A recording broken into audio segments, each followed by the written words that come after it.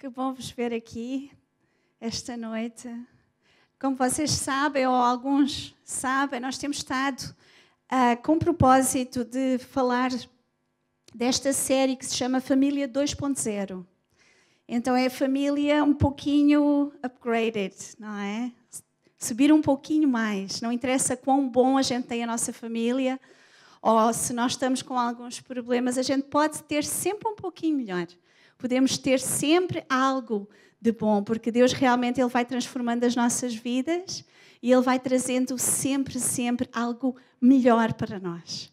E nós já falámos sobre várias situações, várias coisas dentro da família em que algumas pessoas se identificaram, outras não, porque não eram pais ou mães. Nós começámos a falar sobre a criação de filhos, não é? Nós falámos sobre a nova geração, a geração Z.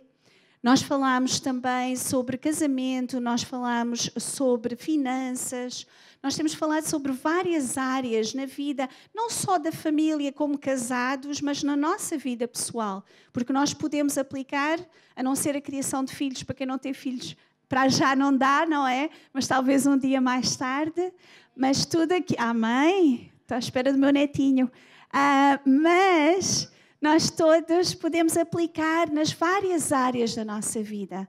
Mesmo que a gente não tenha um esposo, uma esposa, nós temos um pai, uma mãe, um amigo mais chegado, pessoas que realmente fazem parte da nossa família, às vezes de sangue, às vezes é só família mesmo por amor, não é? Às vezes é família aqui dentro da igreja e nós podemos sempre melhorar nas várias áreas. E hoje, o tema da nossa lição... da nossa pregação chama-se Tenha uma Firewall. Como vocês já viram, nós fomos buscar coisas do mundo da computação, algumas coisas que eu não compreendo muito bem, mas esta até compreendi. E eu acho que vocês compreendem também. Quem usa um computador, vocês necessitam de ter uma firewall. E uma firewall é uma proteção usada para quando estamos conectados no mundo virtual, através da internet.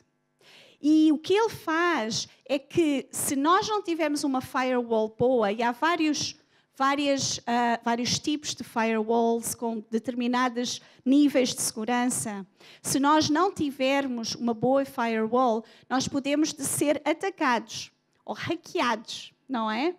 Pessoas podem ver as nossas informações pessoais, podem ser usadas, podemos ser roubados, podem ver nossas fotografias ou nossas coisas pessoais. E realmente nós temos que ter muito cuidado quando navegamos na internet, temos que ter uma firewall, ok? Quer dizer muro ou muralha de fogo. É como uma muralha de fogo, não é? Para proteger a nossa vida virtual. E isto nós vamos colocar um pouquinho para nós hoje, na nossa vida espiritual, em que nós temos que ter uma firewall. Porque assim como as pessoas que andam na internet, que às vezes, quando nós andamos, muitas vezes existem pessoas que estão-nos a atacar, às vezes nós nem sabemos e às vezes eles conseguem realmente nos atacar. Na nossa vida espiritual, nós também somos atacados. E nós não podemos ser ignorantes em relação ao nosso inimigo. Nós devemos conhecer a astúcia que o inimigo tem, como é que ele funciona. E também nós temos que colocar a nossa firewall, porque não sabemos quando é que nós vamos ser atacados, quando, como, a que horas. Nós nunca sabemos quando é que ele nos vai atacar. É como um hackerzinho que vem e para atacar a nossa vida. E quando ele vem para matar, roubar e destruir em alguma área da sua vida. Então nós devemos de estar preparados porque podemos sofrer ataques a nível espiritual, a nível emocional e a nível físico até. E nós como igreja, nós temos que nos lembrar que podemos ser atacados pelo nosso inimigo. E há uma diferença que eu quero realçar. Há uma diferença entre um ataque e uma provação. Porque muitas vezes nós somos provados por Deus, porque Ele quer testar a nossa fé, Ele usa situações para nos moldar, para nos fazer crescer, para nos testar, para realmente nós superarmos algo, porque a nossa vida cristã, a nossa fé, a nossa vida espiritual só cresce quando realmente nós somos provados. Nós somos levados em situações difíceis, nós somos levados a buscar mais Deus, a realmente descansar nele, como a Priscila disse, a ter aquela vontade enorme de ter essa comunhão com Ele, para podermos receber o descanso, para podermos receber o conforto, a direção de tudo aquilo que nós precisamos. Mas um ataque do inimigo é outra coisa. Em Tiago 1, 2 a 4, fala das provações e diz assim: meus irmãos, considerem motivo de grande alegria o fato de passarem por diversas provações, pois vocês sabem que a prova da vossa fé produz perseverança. E a perseverança deve ter ação completa, a fim de que vocês sejam maduros e íntegros, sem lhes faltar coisa alguma. Então, as provações vêm para nós podermos ter mais de Deus, mais maturidade, mais integridade, mais vontade de servir, para realmente crescermos naquelas áreas que nós ainda estamos um pouquinho mais crianças. E Deus quer a nossa maturidade. É por isso que muitas vezes vêm provações à nossa vida. E a palavra-chave aqui é perseverança. Eu digo perseverança. É perseverar. É realmente ficar firme no dia da nossa angústia, de ficar firme quando as provações vêm, ficar firme quando existe algo na nossa vida que realmente está a acontecer e que nós não estávamos à espera, ou qualquer coisa que venha a acontecer na nossa vida, que podem ser tantas coisas. Em relação aos ataques, e hoje nós vamos falar mais em relação aos ataques, nós temos que entender, isto é algo muito importante, que a nossa luta não é contra a carne, nem é contra o sangue. E às vezes nós tendemos a nos esquecer isso. Nós ficamos tristes com pessoas, nós discutimos com pessoas, nós ficamos magoados, nós pensamos porque é que ela fez isto, porque é que ela fez aquilo, e às vezes isso faz muito mal à nossa vida. Quando na realidade o que está por trás, o nosso inimigo, é ele que está a levar as pessoas a fazer essas coisas. Eu quero ler Efésios 6 e eu penso que quase todas as pessoas conhecem este versículo. Versículo 10 a 12 diz assim: finalmente fortaleçam-se no Senhor e no seu forte poder. Vistam toda a armadura de Deus para que puderem ficar firmes contra as ciladas do diabo. Pois a nossa luta não é contra pessoas, mas contra os poderes e autoridades, contra os dominadores deste mundo de trevas, contra as forças espirituais do mundo nas regiões celestiais. Uma das coisas que eu uma vez ouvi e me tocou muito, que alguém disse assim: alguém que não tem a Cristo faz aquilo que lhe é natural. Ele peca, porque ele é um pecador. As pessoas estão cegas. A Bíblia diz que aqueles que não conhecem a Deus, eles estão cegos pelo inimigo. Eles são tipo como marionetas do inimigo. Marionetes do inimigo. Em que realmente eles são usados muitas vezes para tocar na nossa vida. Mas nós devemos de entender que eles não têm o discernimento. Eles não têm a sensibilidade, eles não têm o amor de Deus dentro deles. Eles não conseguem muitas vezes discernir muita coisa. Então, quando nós temos algum problema, alguma coisa, principalmente quando vem de alguém, e às vezes vem de alguém chegado a nós devemos de pensar nesta parte. A nossa luta não é contra pessoas, não é contra a carne e o sangue. A nossa luta realmente é contra o nosso inimigo. É contra os dominadores deste mundo das trevas. Este mundo jaz no maligno. Nós não somos deste mundo. Jesus disse que nós não somos deste mundo, assim como Ele não é deste mundo. E então este mundo nos odeia porque nós somos luz e o mundo está em trevas. Nós temos vida e o mundo tem morte. Nós somos santos e o mundo é pecador. E essa grande verdade, essas coisas, essa diferença entre nós, aqueles que creem em Cristo, aqueles que nasceram de novo, aqueles que estão a seguir a Deus com todo o seu coração, a diferença é muito grande. E por isso nós vamos ter ataques do inimigo, porque ele quer nos derrubar. Ele quer que nós não façamos aquilo que Deus nos chamou para fazer. Ele quer nos deixar infrutíferos. Ele quer nos parar. Ele quer nos desanimar. Nada melhor do que ter alguém que faça alguma coisa a nós para lançar aquela seta, para lançar algo ao nosso coração. Mas não pare nisso. Pense que não é a pessoa, é o inimigo que está a usar essa pessoa para atacar. E realmente tenha astúcia para ver. Esteja alerta para ver. E prepare-se para os ataques. E nós temos ferramentas que nós devemos de colocar em ação para ter essas firewalls na nossa vida. Então eu vou falar de 3 ferramentas ou de 3 tipos de firewall que precisamos de ter. Ok? Para começar realmente a ter esse discernimento. A primeira que eu quero falar é comunhão. Por que comunhão? Uma das coisas mais importantes para um cristão é viver em unidade com outros cristãos. É impossível alguém viver vida cristã sem ter uma igreja, sem andar na igreja, sem estar junto de outras pessoas que amem a Deus.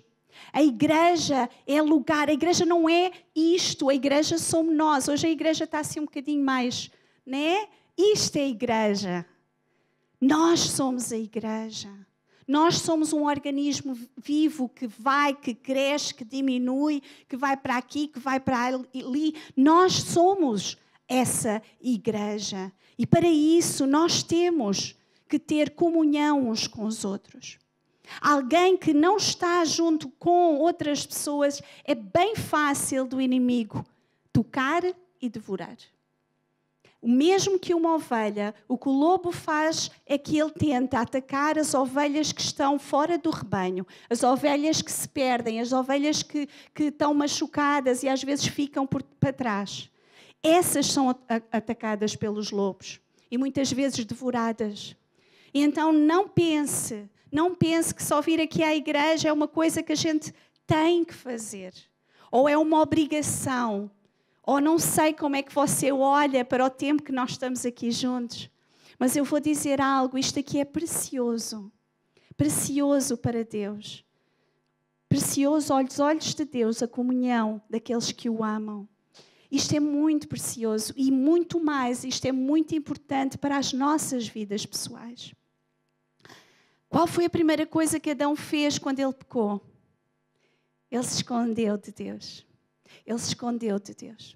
A nossa tendência quando a gente está magoado, ou quando nós fizemos algo de errado, ou quando as coisas não estão bem, ou quando alguém nos magoa, é nos esconder, é nos separar, é de estarmos sozinhos.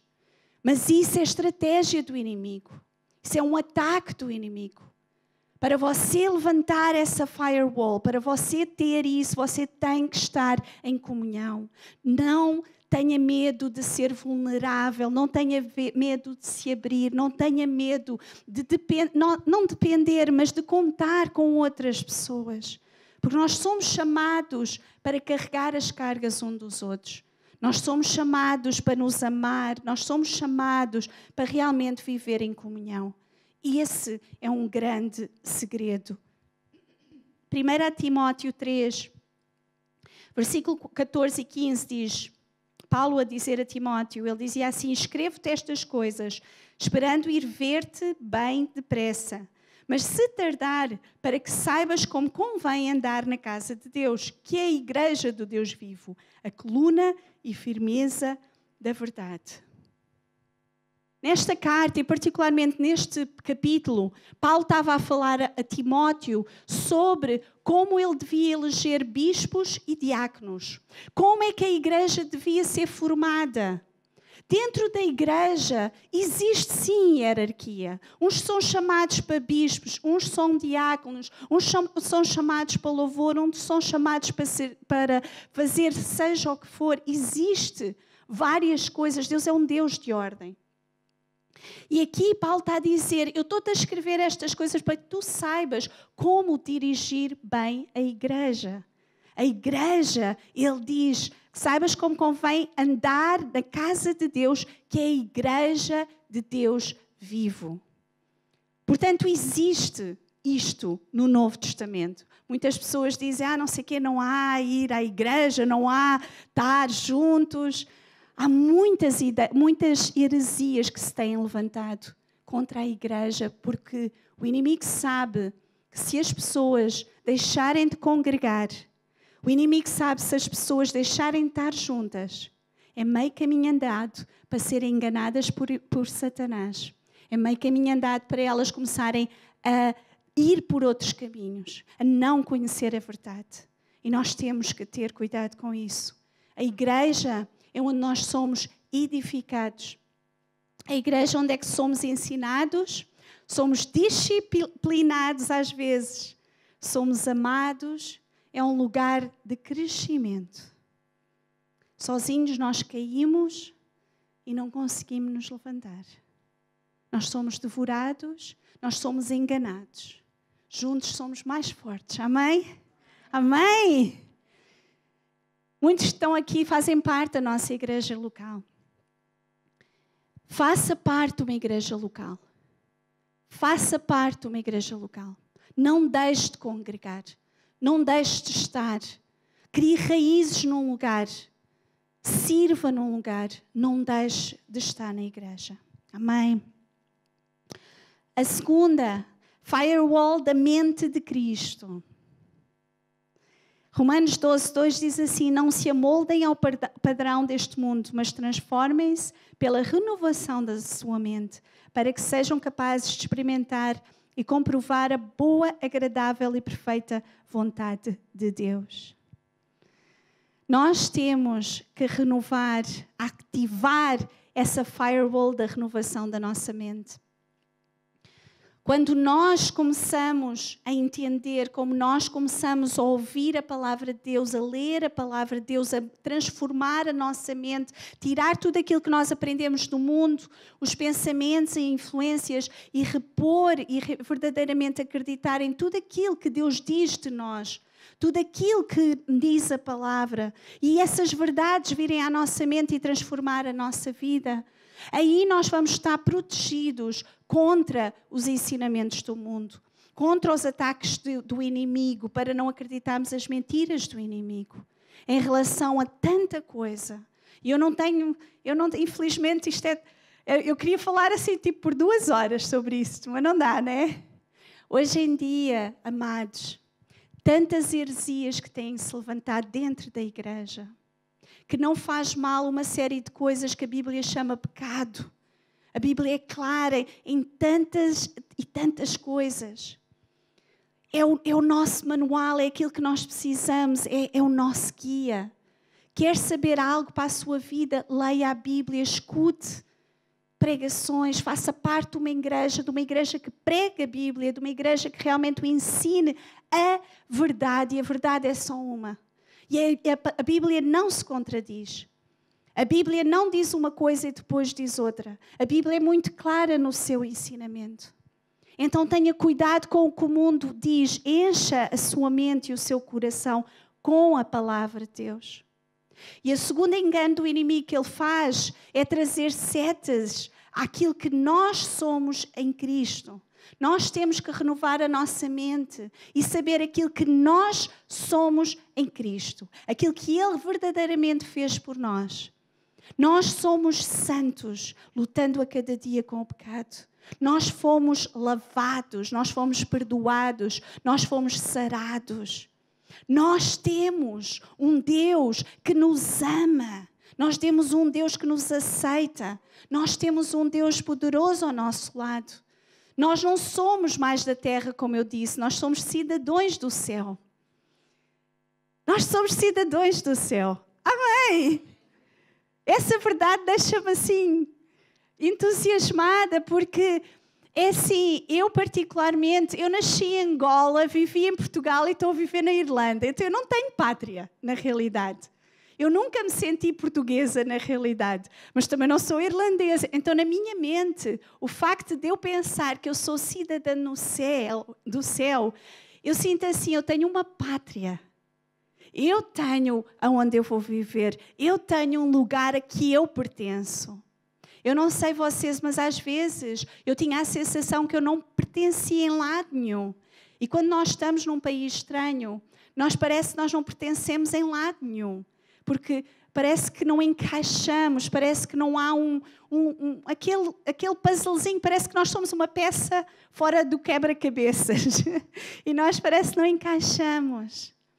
Esta é uma verdade que pode ajudar muito. Somos cidadãos do céu. Já não pertencemos aqui à terra, é por isso que a gente não encaixa em lado nenhum. Porque nós pertencemos lá acima do céu. E nós temos um Pai que cuida de nós e que nos ama e que nos quer muito. Nós fomos adotados por Deus. Nós somos seus filhos. Amém? Nós somos pacificadores. Nós temos o fruto do Espírito nas nossas vidas. Temos amor, alegria, paz. Não é, manas? Não é, irmãzinhas? Estamos a aprender amabilidade, bondade, fidelidade, mansidão e domínio próprio. Amém? Fala essas coisas. Uma das áreas maiores do inimigo é a nossa mente. A Bíblia não fala de firewall, porque na altura não havia disso, não é? Mas fala sobre o capacete de salvação, né? Sobre a nossa cabeça. Fala sobre a couraça da justiça, sobre os as nossas emoções. Então nós temos que colocar essas verdades na nossa mente e nosso coração e começar a viver a nossa vida de acordo com essa verdade e não com aquilo que o mundo nos diz lá fora. Amém? Uau, eu tinha 15, agora já tenho meia hora. Está bom. A terceira firewall que eu vou falar aqui, eu podia falar sobre muitas mais, mas eu penso que estas três são bastante importantes. É a firewall da oração. Como eu já disse, nós temos a tendência de ver as coisas pelo mundo físico. Isto é o que parece que é real para nós, não é? Este corpo, esta cadeira, este lugar, aquilo que nós vemos, aquilo que nós ouvimos, sentimos, isso é que parece que é real para nós. Mas na realidade, nós temos um espírito.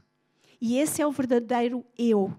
Isso é o que nós somos. Na realidade, nós somos um espírito que habitamos dentro de um corpo. E nós só podemos ganhar as nossas batalhas quando realmente nós estamos conectados com o nosso Pai do céu. Quando nós falamos com Ele, quando nós oramos. E ao orar, nós temos a possibilidade de ouvir Deus. Porque a oração não é só falar com Deus, Ele vai falar conosco. Quando Ele fala conosco, Ele nos orienta. Ele nos alerta. Ele nos consola. Ele nos protege. Oração não é algo... E às vezes nós pensamos que a oração é assim... Parece que as pessoas fazem uma coisa assim muito grande. Mas oração é, na realidade, uma intimidade com Deus. Uma conversa com Deus. É ter realmente um tempo para falar com Deus. Para buscar a sua presença. Para dizer tudo aquilo que a gente não pode dizer a mais ninguém. É ter essa intimidade com Deus. E então, para nós, essa firewall é muito importante na nossa vida. Porque realmente, sem isso, sem essa proteção da oração, muito dificilmente Deus vai falar connosco. Ele às vezes pode falar aqui, quando alguém está a pregar. Às vezes Ele fala através de uma oração. Às vezes Ele fala também através da sua palavra. E isso é uma coisa que Ele fala muito, através de uma palavra. mas a oração serve para você entrar no esconderijo de Deus. Aquele que habita no esconderijo do Altíssimo. À sombra do Omnipotente Ele descansa. Quando nós oramos, é como se nós estivéssemos naquele esconderijo, protegidas, guardadas, em que Deus realmente vai lá, Ele pega-nos ao colo, Ele fala connosco, Ele nos guarda, Ele faz carinho, cafoné connosco. Essa é a oração. Dentro da oração, para funcionar, existem algumas coisas que são necessárias. Um arrependimento na nossa vida é das primeiras coisas que são necessárias quando nós vamos orar. A Bíblia diz, 1 João 9 e 10, diz assim: se confessarmos os nossos pecados, Ele é fiel e justo para nos perdoar os pecados e nos purificar de toda a injustiça. Se dissermos que não pecamos, fazemos-lo mentiroso e sua palavra não está em nós. Como eu disse, nós somos santas. Deus já nos perdoou. Nós já fomos lavadas, perdoadas, limpas de toda a iniquidade. Mas na realidade, no nosso dia a dia, nós sabemos que nós ainda vamos pecar. Nós sabemos que ainda fazemos coisas erradas. Nós sabemos que muitas vezes nós machucamos outras pessoas e machucamos Deus. Quebramos algumas leis de Deus. Então, mas nós sabemos que quando nós confessamos os nossos pecados, quando nós vimos a Deus em arrependimento, Ele é fiel e justo para nos perdoar. Então não deixe que você tenha qualquer tipo de acusação na sua vida. O inimigo, ele gosta de acusar, assim como ele fez a Jó, que foi perante Deus e começou a acusar Jó. Ele faz isso também conosco, Ele nos acusa de coisas, Ele traz-nos peso, Ele traz-nos culpa, Ele traz vergonha, Ele traz ansiedade para as nossas vidas. Mas tudo isso nós temos que nos ver livre, porque Deus é fiel e justo para nos perdoar. E se Ele nos perdoa, então nós temos que nos perdoar a nós próprios, nós temos que perdoar outros. Esse é essencial para a nossa vida de oração. Libertar-se, viver livre de qualquer acusação, viver livre de qualquer vergonha, de qualquer culpa. Para a nossa vida de oração também nós precisamos ter fé, porque sem fé é impossível agradar a Deus. Hebreus 11:6. Ora, sem fé é impossível agradar-lhe, porque é necessário que aquele que se aproxima de Deus creia que Ele existe e que é galardoador dos que o buscam. Quando nós vamos imagina, eu vou falar com a Priscila. E eu vou ter com a Priscila e começo a conversar com ela. E depois penso assim, se calhar a Priscila não existe. Talvez seja só uma visão, talvez seja só uma miragem dos meus olhos. E depois eu deixo a conversa a meio. Estou a falar e deixo e vou-me embora. Né? É estranho, não é? Quando a gente coloca assim. Mas lá está, os nossos olhos, a gente vê, é fácil saber que eu não vou fazer isso à Priscila. E eu sei que ela existe, porque ela está ali. Mas com Deus é a mesma coisa. Quando nós nos aproximamos dEle, em fé, nós sabemos que Ele existe. E há outra segunda coisa que é maravilhosa. Já o entrar na presença de Deus é maravilhoso. Saber que Ele existe, entrar com confiança no trono da graça.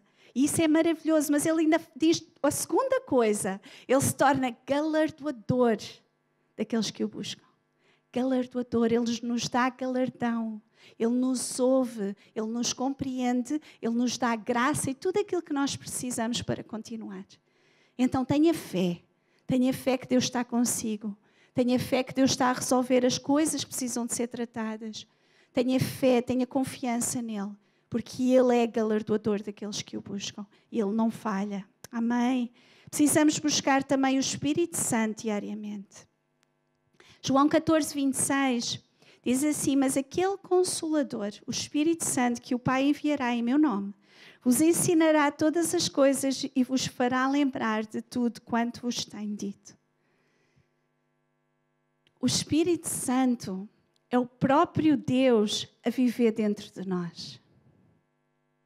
Vocês não ouviram bem. O Espírito Santo é o próprio Deus a viver dentro de nós. Essa verdade muda a vossa vida. É que quando eu penso nisso, há duas coisas que acontecem. Eu fico maravilhada e eu fico com temor.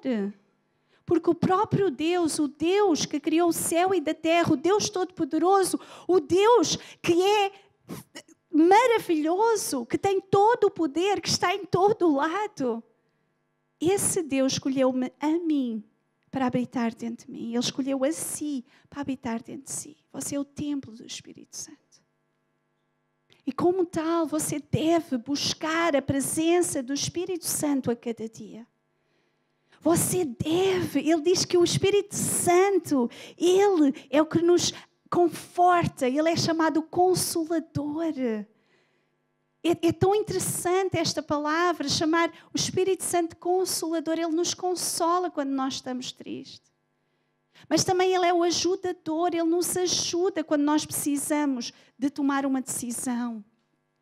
Ele nos alerta quando nós estamos em perigo.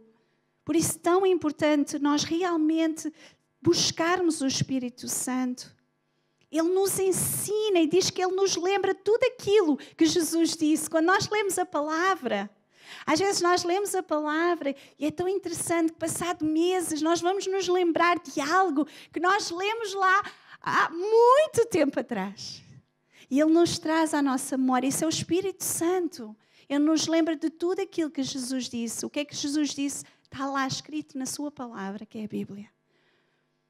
O Espírito Santo está aí dentro de si. Como você lida consigo, é consigo. Como você lida com Ele, é consigo. Porque você pode simplesmente ter o Espírito Santo ou transbordar do Espírito Santo. São duas coisas muito diferentes. E nós temos que aprender a realmente buscar de maneira a transportar. A buscar de maneira a que Ele flua. Não só termos na nossa vida, mas também fluir para a vida das outras pessoas. Então, na oração, essa firewall tão importante, das coisas mais importantes na nossa vida cristã, nós temos que realmente buscar nos arrepender, sondar o nosso coração, ver o que está errado. Tivemos que pedir perdão a alguém, pedir. Se tivermos que pedir perdão a Deus, pedir. Nós devemos ter fé, acreditar nas suas promessas para as nossas vidas, acreditar em tudo aquilo que Ele vai fazer, que Ele tem feito, vir à nossa memória tudo aquilo que Ele já fez por nós. Às vezes nós esquecemos muito rapidamente de dar graças. Uma coisa que os judeus faziam e que Deus os indicava para fazer é terem memoriais.